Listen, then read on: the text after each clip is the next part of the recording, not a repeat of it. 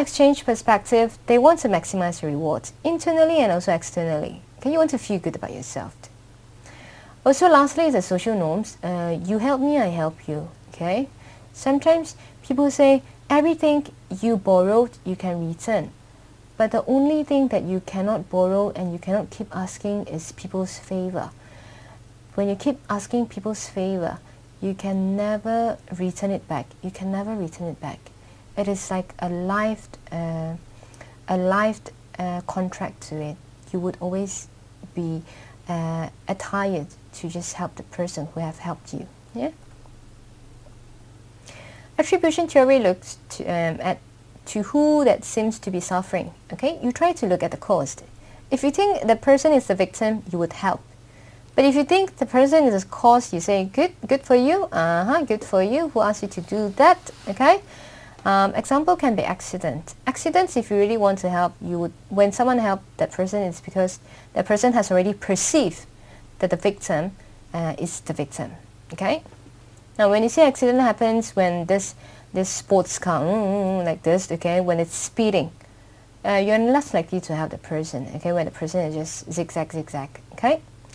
Last one, it's that empathic altruistic hypothesis. This is not many people who would do that. Okay, you have empathized to that particular person, and then you don't expect return. You do it, and you don't expect a favor. What I would hope that you guys that are listening right now is that when you're helping someone, try not to expect anything in return. I often seen people who expect a return and ending up being disappointed themselves, okay? And they say it's no point helping you before.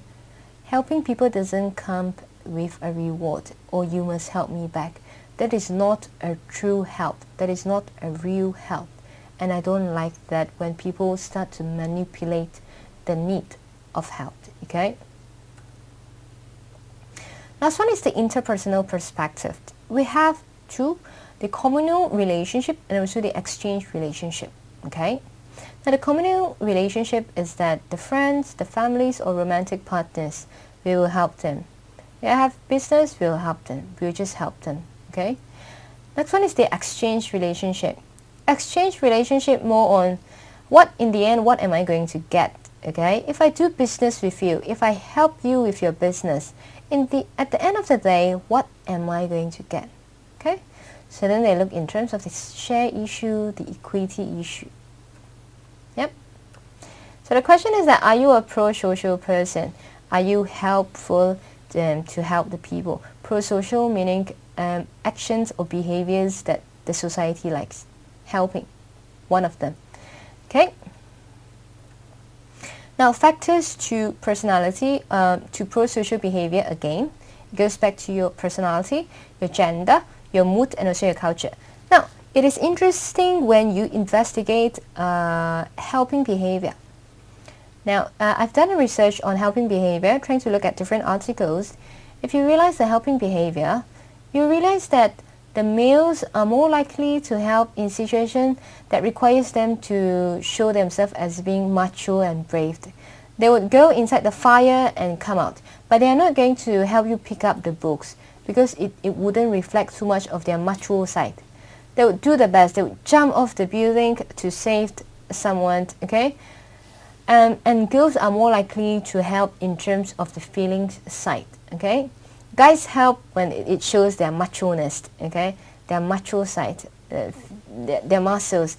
And girls help when it comes to the nurturing effect, to feel nurtured, to support one another emotionally. Yep. Now, situation determinant, the urban overload hypothesis. I've talked about that, the bystander effect and the fear of embarrassment. Please look at that, okay? And now, if you see that the number of people around you, let's say if you get snatched, if you see the number of people around you, which is the 1, 2, 3, 4, okay, you would realize that there are less and less people are trying to help you. This is called the bystander effect, okay? It is very natural because when something happens, we naturally perceive that other people is going to help, okay? Now, how does the mind of the bystander works, okay? Now try to look at this. First, it noticed the incident. Yes. And then is it emergency? It's not emergency, I'm not going to help. But if it's emergency, let me see.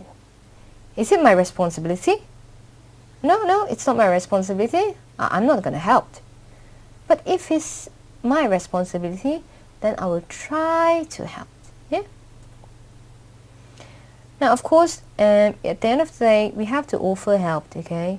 When we help other people will help us. Okay. I believe in what comes around goes around. Okay.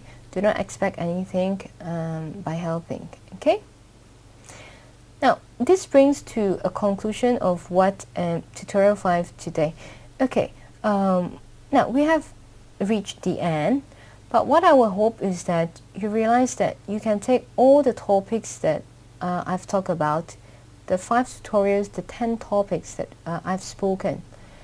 Try to be aware of yourself. First is yourself, very important. Most of the time we don't know who we are, okay? Before we want to know other people, let's try and understand who we are first, okay? And after that, try to be, if you can be practical of the things that I've spoken just now, try to make a change around your neighborhood, or try to make a change around in your company. You can try to upgrade the teamwork level, or try to pick a good leader, okay? I'm sure you have learned something from the tutorials.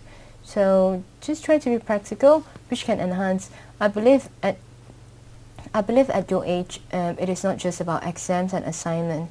More often, right now, it is about a practical side of it.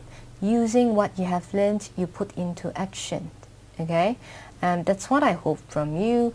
And then from there, to reach a better place, a better world, we start with ourselves first. Okay.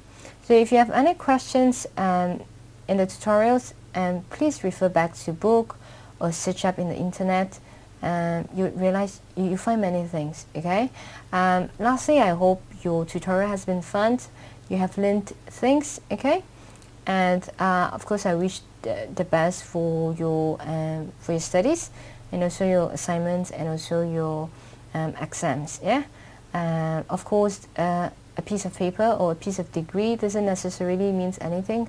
At the end of the day, what is important is that you have changed since you enrolled in the course, and when you have graduated, you have changed to become another person. Yep, to that I bring to an end. I hope you have enjoyed my tutorials. Sorry if I have offended you in any way, which I try not to, because sometimes I have to, because we want to talk about social psychology, we have to bring up some sensitive issues, okay? I can't talk about just apples and oranges, yeah? And wish you all the best, yes, thanks.